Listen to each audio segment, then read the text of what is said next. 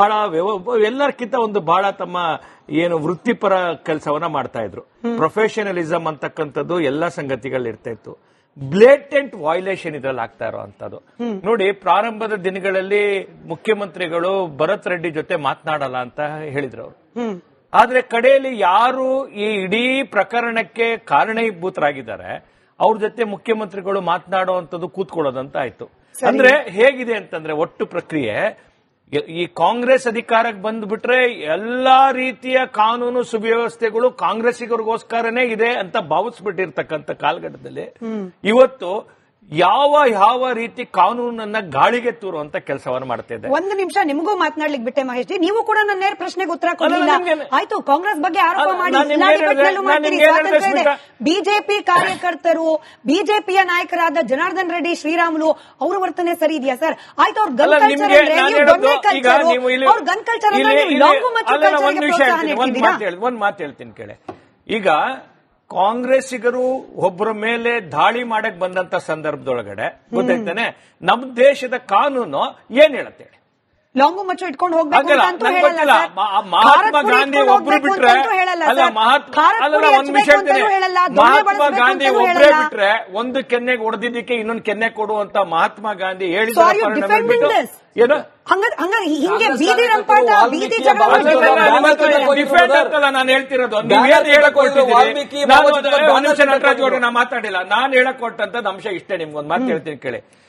ಅಲ್ಲಿಯ ಕ್ರಮ ಮಾಡಬೇಕಾದಂತದ್ದು law and order ಸಮಸ್ಯೆನ ಹದಬಸ್ತಲ್ಲಿ ಇಡಬೇಕಾದಂತದ್ದು ಪೊಲೀಸರ ಕೆಲಸ. ಅದು ಯಾವ ಸರ್ಕಾರ ಇರಲಿ, ಅದು ಕಾಂಗ್ರೆಸ್ ಇರ್ಲಿ ಬಿಜೆಪಿ ಇರ್ಲಿ, ಪೊಲೀಸರು ಆತರ ನಡ್ಕೊಂಡ್ರ ಪೊಲೀಸರ ಆ ಒಂದು ನಡೆ ಸರಿಗಿಲ್ದಿರೋದಕ್ಕೆ ಕಾರಣಕ್ಕೋಸ್ಕರ ಅದಕ್ಕೆ ಪ್ರತಿರೋಧ ಒಡ್ದು ಅಂತ ಪರಿಸ್ಥಿತಿ ನಿರ್ಮಾಣ ಆಗಿರ್ಬೋದು. ನಾನು ಅದನ್ನು ಸಮರ್ಥನೆ ಮಾಡ್ತಾ ಇದ್ದೀನಿ ಅಂತ ಅರ್ಥ ಅಲ್ಲ. ಆದ್ರೆ ಇಲ್ಲಿ ಪ್ರಶ್ನೆ ಇರ್ತಕ್ಕಂಥದ್ದು ಇಡೀ ಈ ಪ್ರಕರಣ ಆದ ನಂತರ ಕಾಂಗ್ರೆಸ್ ಹೇಗೆ ನಡ್ಕೊಳ್ತು. ಈಗ ಉದಾಹರಣೆ ನಿಮ್ಗೊಂದು ವಿಷಯ ಹೇಳ್ತೀನಿ. ಯಾಕೆ ಎರಡನೇ ಪೋಸ್ಟ್ ಮಾರ್ಟಮ್ ಮಾಡ್ತು? ಪೋಸ್ಟ್ ಮಾರ್ಟಮ್ ಯಾಕೆ ಎರಡನೇ ಮಾಡ್ತು? ಪೋಸ್ಟ್ ಮಾರ್ಟಮ್ ವಿಚಾರಕ್ಕೂ ಬರೋಣ. ಯಾಕೆ ಪೋಸ್ಟ್ ಮಾರ್ಟಮ್ ಬಂತು ಅಂತಂದ್ರೆ ಈಗ ನಟರಾಜ್ ಅವರು ಮಾತನಾಡಿರುವಂತದ್ದು ನೀವೆಲ್ಲ ಏನ್ ಮಾತನಾಡ್ತಾ ಇದ್ದೀರಿ? ತಮ್ಗೇನ್ ಇವಾಗ ಬೆಳಿಗ್ಗೆ ಮತ್ತೆ ವಿಡಿಯೋ ಸಿಕ್ಕಿದೆ ಅಂತ ಹೇಳಿದ್ರೆ ತಾವೇನ್ ಮಾಡಿದಿರಿ? ತಾವ್ಯಾವ ಮಹಿಳೆಯರು ಲಾಂಗ್ ಇಟ್ಕೊಂಡಿದ್ದಾರೆ, ಮಚ್ಚಿಟ್ಕೊಂಡಿದ್ದಾರೆ, ಬಿಜೆಪಿ ಕಾರ್ಯಕರ್ತರು ಖಾರದ ಪುಡಿ ಇಟ್ಕೊಂಡಿದ್ದಾರೆ ಅಂತಂದ್ರೆ ಪೊಲೀಸ್ ನಿಮ್ಮ ಮ್ಯಾನ್ಯುಯಲ್ ಅಲ್ಲಿ ಇದೆ. ನಿಮ್ಮ ಮೇಲೆ ಯಾರು ದಾಳಿ ಮಾಡಕ್ ಬಂದ್ರೆ ನೀವು ಪೆಪ್ಪರ್ ಸ್ಪ್ರೇ ಇಟ್ಕೊಳ್ಳಿ ಅಂತ ಹೇಳುತ್ತೆ. ಪೆಪ್ಪರ್ ಸ್ಪ್ರೇ ಅಲ್ಲ, ಪೆಪ್ಪರ್ ಸ್ಪ್ರೇ ಇಟ್ಕೊಳ್ಳಿ ಅಂತ ಯಾರು ನಾನು ಹೇಳಿದ್ದು? ನಿಮ್ಮ ಪೊಲೀಸ್ ಮ್ಯಾನ್ಯುಯಲ್ ಹೇಳೋದಿಲ್ವಾ? ನಿಮ್ ಪೊಲೀಸ್ ಮ್ಯಾನ್ಯುಯಲ್ ಹೇಳೋದಿಲ್ವಾ? ಮಾರಕಾಸ್ತ್ರ ಇಟ್ಕೊಳ್ಳಿ ಇಲ್ಲಿ ಕೇಳಿ. ಒಂದ್ ಮಾತು ಹೇಳ್ತೀನಿ. ನಿಮ್ ಪೊಲೀಸ್ ಪೆಪ್ಪರ್ ಸ್ಪ್ರೇ ಯಾಕೆ ಅಂತ ಹೇಳ್ತೀರಿ? ಹಾಗಾದ್ರೆ ಪೆಪ್ಪರ್ ಸ್ಪ್ರೇ ಮಾಡ್ಕೊಳ್ಳೋದು ಇಲ್ಲಿಗಲ್ಲ? ಗುಂಪಾಗಿ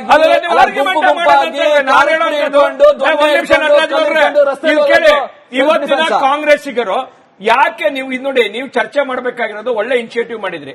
ಈ ಇನಿಷಿಯೇಟಿವ್ ಪಾರ್ಟ್ ಹಾಕಿರ್ಬೇಕಾಗಿರುವಂತದ್ದು ನೀವು ಏನಕ್ಕೋಸ್ಕರ ಸರ್ಕಾರ ಇಷ್ಟು ಜನರನ್ನ ಯಾರು ಭರತ್ ರೆಡ್ಡಿ ಇರ್ಬೋದು, ಸಂತೋಷ್ ರೆಡ್ಡಿ ಇರ್ಬೋದು, ಬೇರೆಯವ್ರನ್ನ ಯಾಕೆ ಬಂಧನ ಮಾಡಿಲ್ಲ? ಮಾಡ್ತೀನಿ ಸರ್ ಅದಕ್ಕೂ. ಬಟ್ ನನ್ನ ಇವತ್ತಿನ ಕಾರ್ಯಕ್ರಮದ ಮೂಲ ಉದ್ದೇಶ ಇರೋದು ಎರಡೂ ಪಕ್ಷಗಳ ಫೇಲ್ಯೂರ್ ಅನ್ನ ಎತ್ತೋರಿಸೋದು.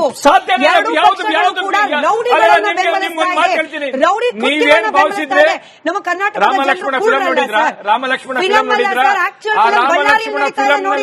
ನೋಡಿದ್ದು ಸುಳ್ಳಾಗಬಹುದು, ಹೇಳಿದ್ದು ಸುಳ್ಳಾಗಬಹುದು. ನಿಧಾನಿಸಿ ಯೋಚಿಸಿದಾಗ ನಿಜವೂ ತಿಳಿಯುವುದು. ನಮ್ಮ ಬಿಜೆಪಿ ಕಾರ್ಯಕರ್ತೆ ನಿಮ್ಮನ್ನು ಮಚ್ಚ ತಗೊಂಡು ಹೊಡೆಕ್ ಬಂದಿದ್ದಾರೆ. ಬಿಜೆಪಿ ಕಾರ್ಯಕರ್ತೆ ನಮ್ಮ ಜಿಲ್ಲಾಧ್ಯಕ್ಷರು ಇದೇ ಪ್ರಶ್ನೆ ಕೇಳ್ತಾ ಇದ್ದಾರೆ. ನೀವು ಅವ್ರು ಯಾಕೆ ಮಚ್ಚಿಟ್ಕೊಂಡ್ರು, ಅವ್ರು ಯಾಕೆ ಕೋಲಿಟ್ಕೊಂಡ್ರು ಅಂತಂದ್ರೆ ಮಹೇಶಿ ನಾನು ತುಂಬಾ ಸಮಾಧಾನವಾಗಿ ಮತ್ತೆ ಕೇಳಿದೆ. ಅಲ್ಲಿ ಜನಾರ್ದನ್ ರೆಡ್ಡಿ ಅವರ ಮನೆ ಮುಂದೆ ಇದ್ದಾರೆ ಅಂತಂದ್ರೆ ಅದು ಒಂದಾ ನಾರಾ ಭರತ್ ರೆಡ್ಡಿ ಅವ್ರ ಕಡೆಯವರಾಗಿರ್ಬೇಕು, ಇಲ್ಲ ಜನಾರ್ದನ್ ರೆಡ್ಡಿ ಅವ್ರ ಕಡೆಯವರಾಗಿರ್ಬೇಕು. ಇಬ್ರು ಅಲ್ದೇ ಇರೋರು ಮೂರನೇವ್ರಿಗೆ ಏನಪ್ಪಾ ಕೆಲಸ ಅಲ್ಲಿ ಲಾಂಗ್ ಇಟ್ಕೊಂಡು ಬರೋದು? ಪ್ರದೀಪ್ ಅವರೇ ನೀವ್ ಹೇಳಿ. ಪ್ರದೀಪ್ ಒಂದ್ ನಿಮಿಷ ಹೇಳ್ತೀನಿ. ಇಡೀ ಅದನ್ನ ಹದ್ದುಬಸ್ತಲ್ಲಿ ಹತೋಟಿಗೆ ತಂದು ತರಬೇಕಾದಂತ ಕೆಲಸ ಇದ್ದಂಥದ್ದು ಪೊಲೀಸರಿಗೆ. ನೀವು ಪೊಲೀಸ್ ಫೈಲ್ಯೂರೇ ಮಾತಾಡ್ತಾ ಇಲ್ಲ. ನೀವು ಪೊಲೀಸ್ ಫೈಲ್ಯೂರೇ ಮಾತಾಡ್ತಾ ಇಲ್ಲ. ನೀವು ಪೊಲೀಸ್ ಅವರದ್ದು ಏನು ಫೇಲ್ಯೂರ್ ಇದೆ ಅದರಿಂದ ಈ ಸ್ಥಿತಿ ನಿರ್ಮಾಣ ಆಗಿದ್ದು. ಯಾಕೆ ಜನ ಅವರ ಸ್ವಯಂ ರಕ್ಷಣೆ ಮಾಡ್ಕೊಳ್ಬೇಕಾಗಿತ್ತು? ಮಹೇಶ್ ಜಿ, ಇವಾಗ ಹೆಂಗೆ ಪೊಲಿಟಿಕಲಿ ಡ್ರಿವನ್ ತನಿಖೆ ನಡೀತಾ ಇದೆ ಅದ್ರ ಬಗ್ಗೆ ಕೂಡ ನಾನು ಮಾತನಾಡ್ತೀನಿ. ಆದ್ರೆ ಮೂಲಭೂತ ಪ್ರಶ್ನೆ ಇರೋದು ಒಂದೇ ಪಕ್ಷದ ಕಡೆಯಿಂದ ಅಲ್ಲಿ ಗಲಾಟೆ ಆಗಿದೆ ಅಂತ ಅಂತೂ ಈ ದೃಶ್ಯಗಳನ್ನ ನೋಡಿದ್ಮೇಲೆ ನಂಬಲಿಕ್ಕೆ ಸಾಧ್ಯ ಆಗ್ತಾ ಇಲ್ಲ. ಎರಡೂ ಕಡೆಯವರು ಕೂಡ ಕಾನೂನನ್ನ ಕೈಗೆತ್ಕೊಂಡಿದ್ದಾರೆ. ಪ್ರದೀಪ್ ಅವರು ನ್ಯೂಟ್ರಲ್ ಆಗಿ ಐನೋ ಜೆಡಿಎಸ್ ಪಕ್ಷ ಬಿಜೆಪಿ ಜೊತೆಯಲ್ಲಿ ಮೈತ್ರಿ 19 ಆಯ್ತು, 19 ನಿಮಿಷ ಆಯ್ತು. ಅವ್ರು ಉತ್ತರ ಕೊಡ್ಲಿ ಸರ್. ವಕ್ತಾರ ಕಳಿಸಿದ್ದಾರೆ, ಅವರು ಉತ್ತರ ಕೊಡ್ಲಿ.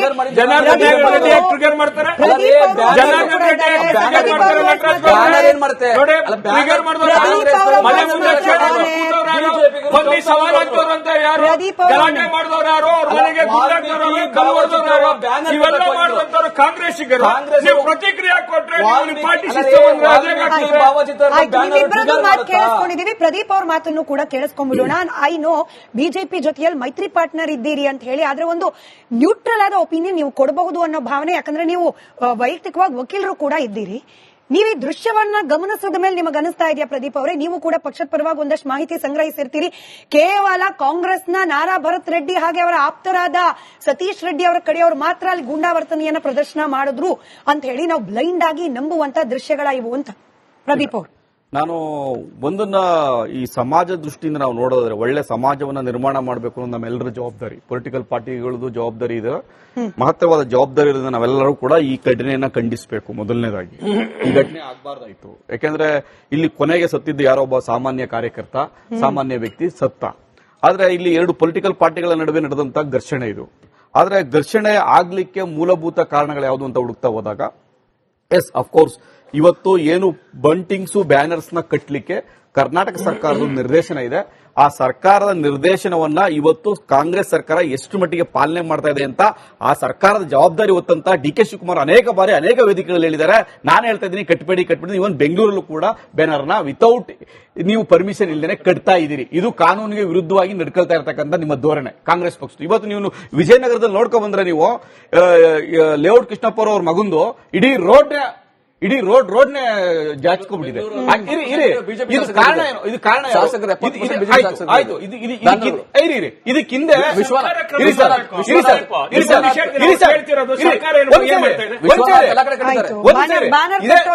ನಿಯಮ ಉಲ್ಲಂಘನೆ ಮಾಡಿದ್ದಾರೆ.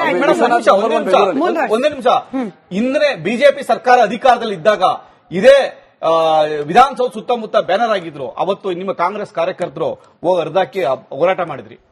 ಜ್ಞಾಪಕ ಇಲ್ವ ಇವಾಗ? ನಿಮ್ಗೆ ಯಾವ ನೈತಿಕತೆ ಇದೆ? ನೀವು ನೀವು ಹೋರಾಟ ಮೂಲಭೂತ ಪ್ರಶ್ನೆ ಇರ್ತಕ್ಕಂಥದ್ದು. ನೀವು ಕಾನೂನಿಗೆ ವಿರುದ್ಧವಾಗಿ ಅಲ್ಲೋಗಿ ಚೇರ್ ಹಾಕೊಂಡು ದುರಾಂಕಾರದಿಂದ ದಿಮಾಕಿಂದ ಬಾವುಟ ಕಟ್ಟಿಸಿದ್ರಲ್ಲ, ಬ್ಯಾನರ್ ಕಟ್ಟಿಸಿದ್ರಲ್ಲ, ಅದು ನಿಮ್ಮ ದಿಮಾಕು. ಮಾತಾಡ್ತೀನಿ, ಅವಕಾಶ ಕೊಡಿ. ಇವತ್ತು ಅವಕಾಶ ಕೊಡಿ, ಮಾತಾಡ್ತೀನಿ. ನಿಮ್ಮ ಡಿಪಾರ್ಟ್ಮೆಂಟ್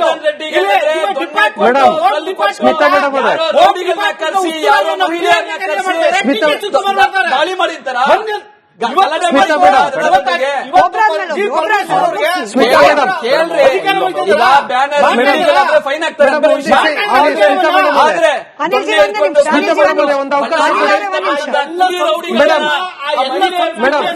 ಅವ್ರಿಗೆ ದೊಣ್ಣೆ ಕೊಟ್ಟು ಅವಕಾಶ ಕೊಡಿ ಮೇಡಮ್. ಈಗ ಪ್ರದೀಪ್ ನಟರಾಜ್ ಗೌಡ್ರೆ, ಇಲ್ಲ ನಟರಾಜ್ ಗೌಡ್ರೆ, ಕೇಳಿಸ್ಕೊಳ್ಳಿ. ಪ್ರದೀಪ್ ಜಿ,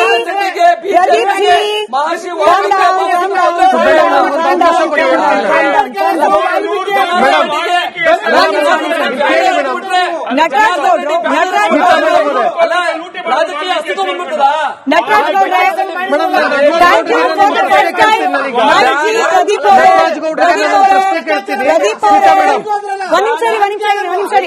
ಬಹಳ interestingly for the first time ಕಾಂಗ್ರೆಸ್ನವರು ಕೇಳಿಸ್ಕೊಳ್ಳಿ. ಪ್ರದೀಪ್ ಅವರೇ ಕೇಳಿಸ್ಕೊಳ್ಳಿ. ಫಾರ್ ದ ಫಸ್ಟ್ ಟೈಮ್ ಕಾಂಗ್ರೆಸ್ನವರು ಮಾಧ್ಯಮದ ವರದಿಯನ್ನ ಒಪ್ಕೊಂಡಿದ್ದಾರೆ. ಏನು? ನಮಗ್ ಸಿಕ್ಕ ಮಾಹಿತಿಯ ಪ್ರಕಾರ ಜನಾರ್ದನ್ ರೆಡ್ಡಿ ಅವರ ಬೆಂಬಲಿಗರು ಆ ಮಹಿಳೆ, ಅದನ್ನು ಒಪ್ಕೊಂಡ ಕಾಂಗ್ರೆಸ್ನವರು. ನಮಗೆ ಸಿಕ್ಕ ಮಾಹಿತಿ ಪ್ರಕಾರ ಸತೀಶ್ ರೆಡ್ಡಿ ಅವರ ಕೈಯಲ್ಲಿ, ಅಂದ್ರೆ ಅವರ ಬೆಂಬಲಿಗರು ಏನಿದ್ರು ಗನ್ಮ್ಯಾನ್ಗಳು, ಅವರ ಬುಲೆಟ್ ನಿಂದ ಈ ರಾಜಶೇಖರ್ ಅವರ ಪ್ರಾಣ ಹೋಯ್ತು ಅನ್ನೋದು ನಮಗ್ ಸಿಕ್ಕಿರೋ ಮಾಹಿತಿ. ಒಪ್ಕೊಳ್ಬೇಕು ನೀವು. ಮತ್ತೆ ಇದನ್ನ ಹೆಂಗ್ ಒಪ್ಕೊಳ್ತಿದ್ದೀರಿ? ಮಾಧ್ಯಮದ ಈ ರಿಪೋರ್ಟ್ ಒಪ್ಕೊಳ್ತೀರಿ, ಒಪ್ಕೊಳ್ಳೋದಿಲ್ಲ.